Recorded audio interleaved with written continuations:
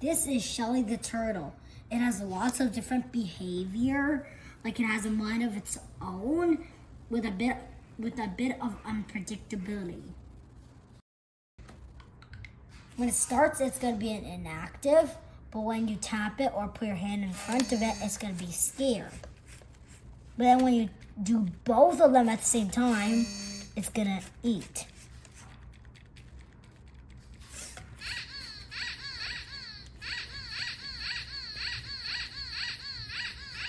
Then after eating or being scared, it wanders around. Then it goes back to inactive.